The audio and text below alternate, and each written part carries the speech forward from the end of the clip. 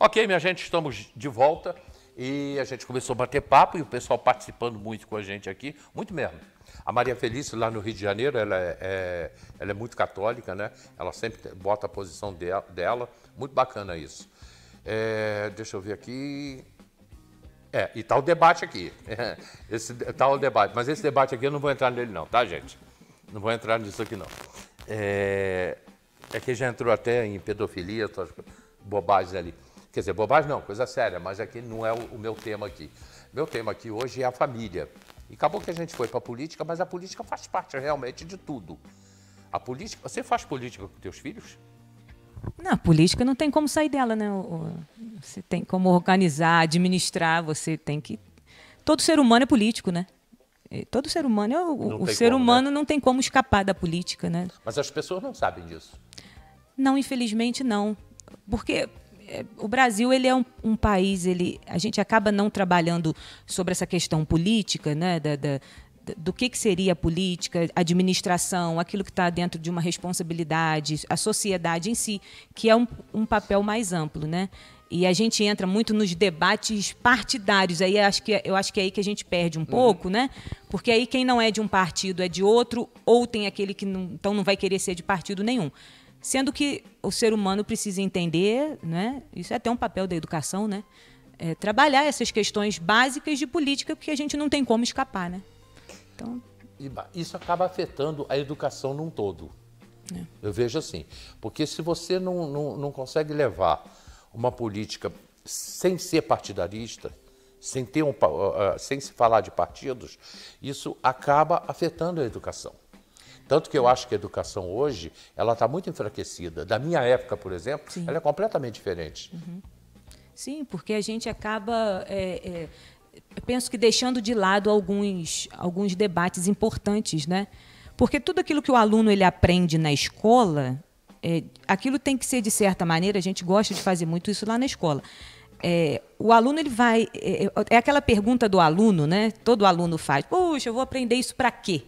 Né? Por que eu estou aprendendo isso, professor? Todo aluno faz isso, provavelmente a gente também fez. Então, isso é importante, por quê? Porque quando a gente contextualiza, né? Quando a gente contextualiza as ciências, a matemática, o português, aquilo que é feito dentro da escola, você vai levar para um campo social, para um campo político, no sentido, né?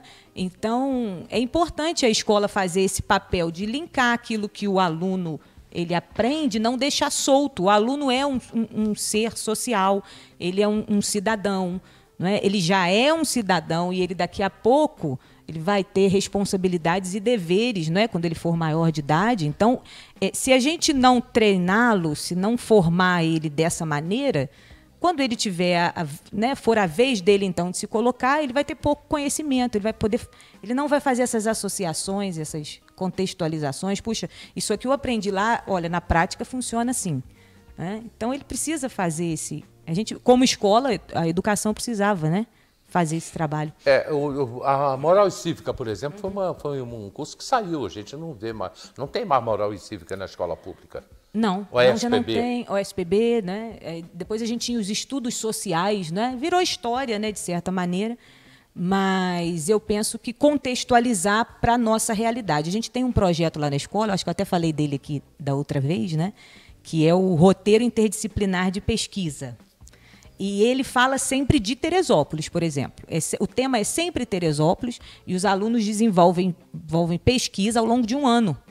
E eles trazem os problemas que viram e criam as soluções para os problemas. Então, quer política melhor do que essa, sim, né? Então, o aluno ele vai se colocar, ele vai falar do que ele viu, levantar o problema e dar as soluções através de pesquisas, de ideias, né?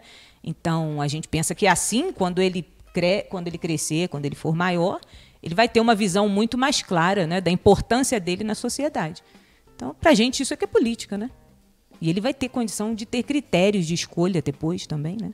Tá, mas aí as pessoas têm que entender que isso é política, porque essa palavra política, ela é muito mal entendida no país inteiro.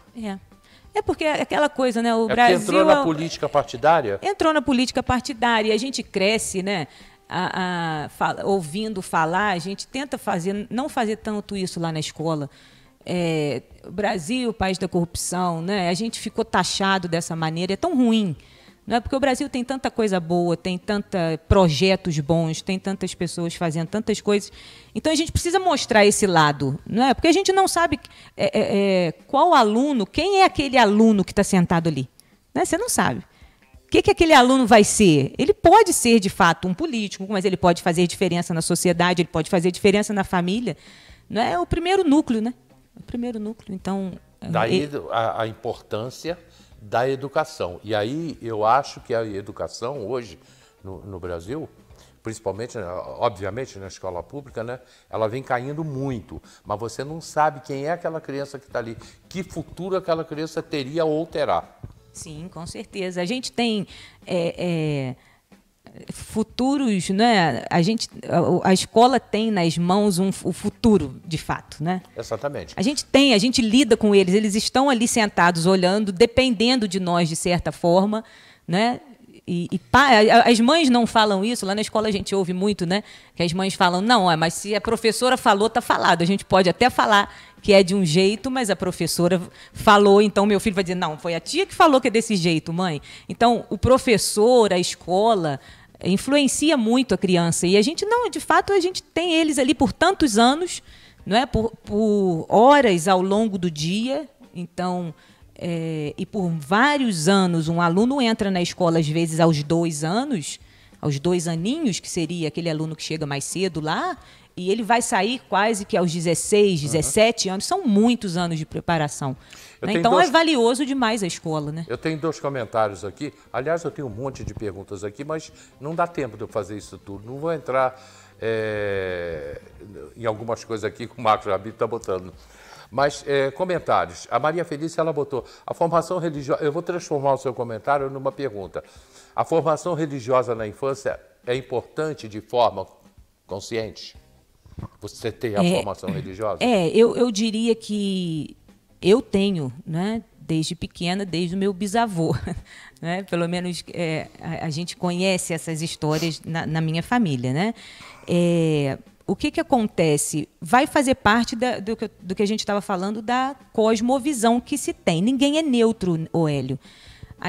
Eu penso que agora, falando para um público cristão que está me ouvindo aqui, né, os cristãos, nós fomos muito ingênuos por um tempo, Hélio, porque a gente achava o seguinte, na igreja, domingo, naquele horário tão curto dos cultos, né? Às vezes as EBDs, que hoje também estão deixando, às vezes, até de ter, naquele período, meu filho vai ser ensinado sobre a Bíblia, sobre alguns princípios de Deus que eu também creio, e ele vai de segunda até sexta-feira para a escola só estudar ciências e matemática. Como se a escola também não fosse um caminho religioso. Tá, entendi. Né? Então, agora falando para um público de fato cristão, que provavelmente está entendendo o que eu estou dizendo. Então, aonde que nós perdemos? Nós perdemos porque eu fui criada assim. Então, aonde que tem a questão religiosa? Está na igreja domingo. E na escola não tem? Tem. A escola tem. Porque cada escola tem a sua cosmovisão, porque ninguém é neutro naquilo que produz. Você tem uma visão. Então, quando ela fala aí de um ensino religioso, eu suponho que ela está falando de princípios e valores cristãos que os pais passam aos filhos. Né? Eu, como uma pessoa que fui criada no que a gente chama no Evangelho, né, desde muito cedo, fiz a minha confissão aí de fé particular, né, no sentido de relacionamento com Cristo muito nova, não é? Aos 7 anos de idade. Então, assim, para mim, não é só importante, é indispensável, né? E tem que ser algo intencional dos pais. Mas isso é para quem... Eu estou falando daquilo que eu fui criada, né? Da realidade que eu creio e vivo hoje também, principalmente na escola também. Então, e nós perdemos isso, porque aí o aluno, às vezes o pai, na rotina, nem todo mundo tem aquela intencionalidade de ensinar o seu filho. A escola, ela não ensinou também, porque ela tá dando uma outra visão de mundo. Nem todas as escolas são confessionais e vão dar uma visão de mundo cristã. Né? Então, a gente teve aí uma grande separação desse pensamento. Eu estou falando para o pessoal cristão. Então, hoje, você tem pessoas cristãs, mas que não tem cosmovisão cristã. Ele vai para a igreja, mas a cosmovisão dele não é cristã. Não, não é cristã, exatamente, é verdade. E uma grande maioria, tá? Uma grande maioria, acredito. A Igreja Católica, ela falou dos estudos bíblicos da Igreja Evangélica, né? Normalmente aos domingos pela manhã.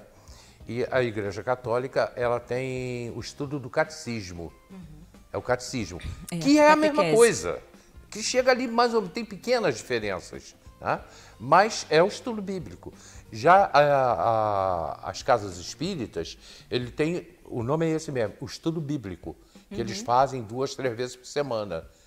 Então, todos voltados para uma coisa só, que é o cristianismo.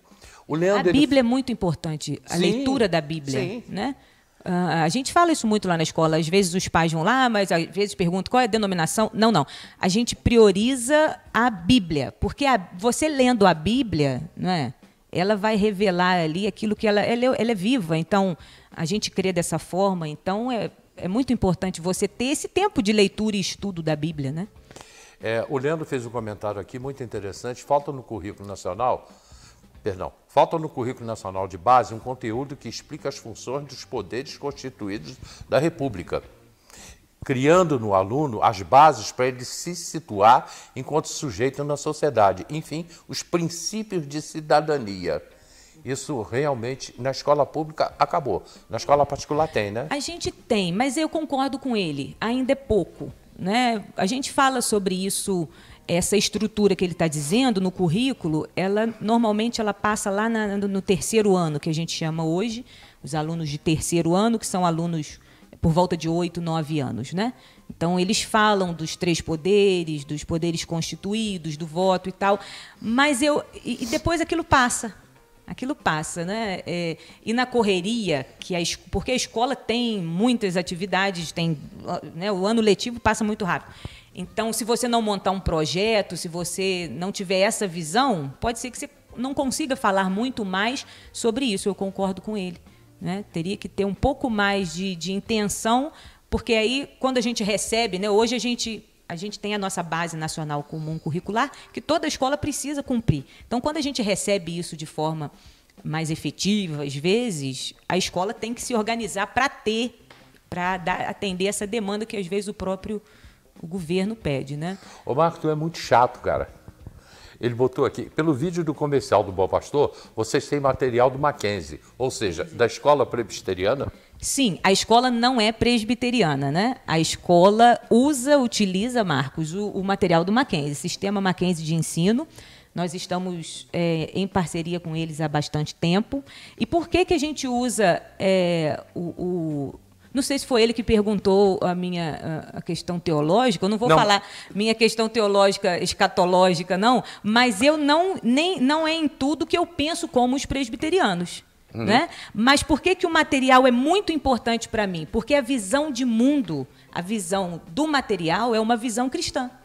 Então, quando ele falar de ciências, ele vai usar todas as... Veja bem, a gente não esconde ou não fala de uma visão de ciência e tira outra. Não é? Nós vamos falar de todas as linhas científicas, não é?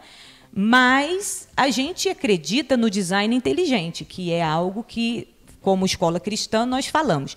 Então, apesar do livro da Mackenzie ser, sim, do sistema presbiteriano Mackenzie, e é uma escola antiga, são 150 anos de educação, né? Então, ela, não só pelo estabelecimento já desse tempo, e ela tem esse crédito, mas porque a visão de mundo dela para a educação é muito compatível com a minha, não é? Então... Qual é a tua denominação? Então, eu reúno aqui em Teresópolis, na Casa de Oração aqui na Várzea. Sim. Né? A Casa de Oração ali, se eu não me engano, deve ter uns 96 anos já. Por aí. É uma igreja que a gente diria tradicional, né? Que é uma igreja tradicional. E aqui em Teresópolis a gente tem algumas a Casa de Oração. Mas ela, 96, quase 100 anos, né? Sim, quase 100 anos. Já é a terceira, que já caiu 2 vezes, eu acho. Ali o pessoal diz que ali tem 96, mas se fosse contar desde que começaram os cultos, provavelmente tem mais de 100 anos, né? Pergunta minha, senão não acaba não perguntando as coisas que eu quero. Mas isso me surgiu agora. O que você está vendo agora da criação Isso já era uma ideia, até do governo passado, em São Paulo, das escolas cívico-militares.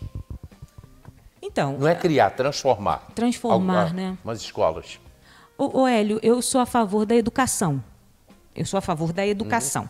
Então, por exemplo, se você me perguntasse se é a favor do homeschooling, eu sou a favor da educação. Eu prefiro a educação escolar, não vou negar, prefiro a educação escolar. Mas eu sou a favor da educação. Eu acho que o ser humano, ele é educável, né? Ele não vem programado, então a gente precisa de educação. Agora, as escolas cívico-militares, elas são mais uma vertente de um tipo de educação. Então, as pessoas que gostam, né, e vão querer colocar seus filhos lá, eu acho que elas podem ter essa oportunidade também. Né? Também, eu não sei se a ideia, porque também agora esse projeto já enfraqueceu, né? Porque ele era um projeto do governo anterior. Né? Mas eu não sei se, de repente, militarizar todas as escolas. Também não sei se o objetivo do governo anterior era esse. Não, mas não é militarizar. Elas passariam a ter uma administração militar. São policiais, militar. Né? Policial militar. É uma escola civil. É diferente da escola militar. Daquelas escolas preparatórias. É né? diferente.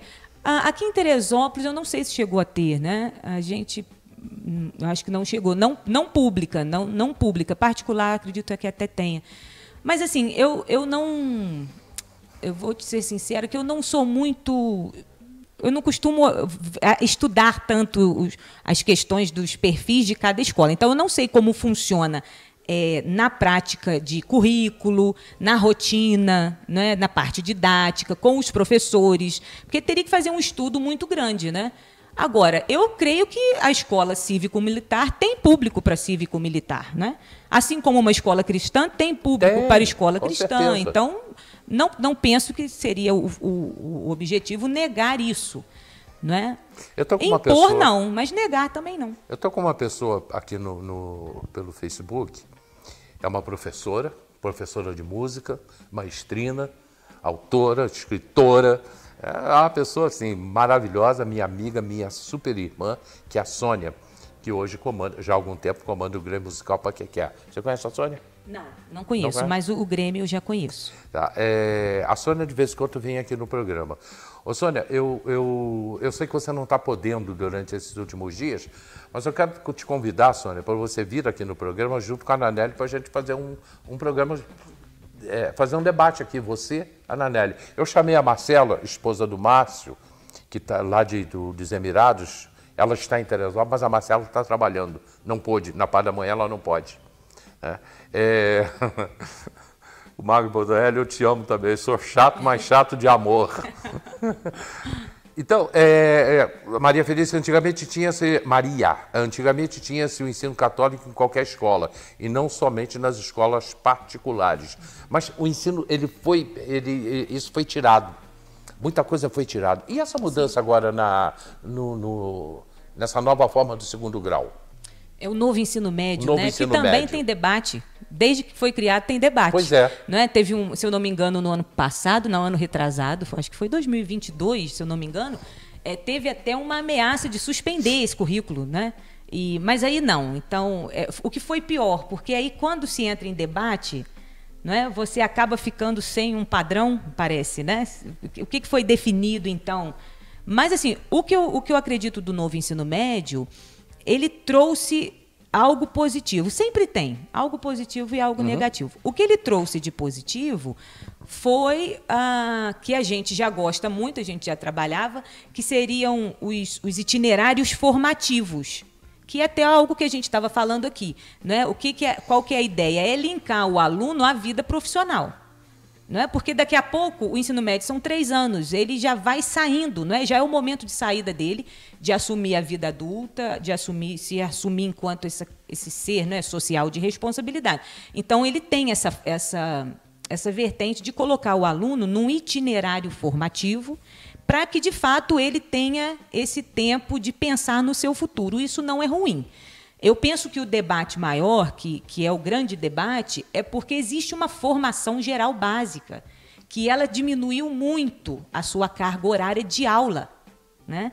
Então, por exemplo, se eu faço 1.100 horas no nono ano, eu não tenho como cair essas horas. Eu estou falando agora da minha realidade, Sim. né? Eu não tenho como pegar uma carga horária de 1.100 horas, 1.200 horas, que a gente faz no nono ano. Como é que eu vou cair essas horas de formação geral básica no ensino médio? Eu acredito que seja isso que gerou esse burburinho maior, né? Mas a gente tem um problema, porque você vai manter as 1.000 e poucas horas e ainda vai acrescentar os itinerários, né? E aí você trabalha com uma questão de horas, tanto na escola pública quanto na rede particular, né? Eu acredito que a rede particular ela consiga trabalhar com esse novo modelo de forma mais efetiva, mais fácil. Porque, normalmente, as escolas já trabalham com projetos, a escola já tem, né, essa visão. Eu não sei, de fato, como isso está funcionando, né? No Bom Pastor você tem, na Escola Bom Pastor você tem ensino de música? Música e artes. A gente quis dividir, porque normalmente a arte está dentro de música, né? Ela contempla artes plásticas e tudo. Mas eu valorizo muito a música por ser uma linguagem muito específica. A gente sabe que nem todo aluno vai ser músico, né? Nem todo aluno vai ser músico, mas eu penso que ele precisa ter essa noção, né? Até porque desenvolvem outras habilidades que não é só da música, né? Então, desenvolve habilidades até para a própria escrita, lógica, matemática, né? Gente, chegamos ao final do programa, né? O Leandro, procura a professora, vai lá na escola, procura a professora, ele está dizendo aqui que ele veio da Escola Técnica Federal, do Cefet. Pode procurar. Vai lá, procura a professora, quem sabe, né? Olha só, amanhã sexta-feira, debates. Dizer para vocês quem vem amanhã não tem condições agora, porque eu não sei. Com certeza o Faria não vem, que ele está viajando, ele não vem ao programa. O Roberto Petro ficou de vir ao programa amanhã. Eu preciso confirmar com ele agora à tarde. Mas, de qualquer maneira, a gente vai debater aqui o quê? O município e esse momento que a gente está entrando, que são eleições. Fugi um pouco do tema que eu queria com a professora, que eu queria falar mais de família. Mas valeu, dado a participação enorme das pessoas aqui, eu acho que todo mundo gostou. Ela vai voltar aqui, que eu já estou aqui, já trabalhando aqui na minha cabeça, ela junto com a Sônia aqui no programa, para a gente debater educação. A Sônia é uma pessoa que tem muita experiência também, professora que né? Embora está agora só como professora de música, mas a Sônia tem uma experiência muito grande e cuida muito de crianças, o que é muito importante. E a Sônia tem uma coisa na vida dela: Deus acima de tudo. Isso é importante. É um princípio importante, é o mais importante para mim também. Prazer, Hélio, estar aqui mais uma vez. Estamos à disposição aí para voltar. Obrigada, né? Quem participou, foi muito bom. E o Marcos Habib quer vir também. Tá, vem, a gente combina. Muito obrigado, gente. Vem aí um show de informações. Eu tenho reprise 4 horas, tem reprise meia-noite, daqui a pouquinho está no YouTube. E amanhã, debates começando às 10 da madrugada. Tchau, até amanhã.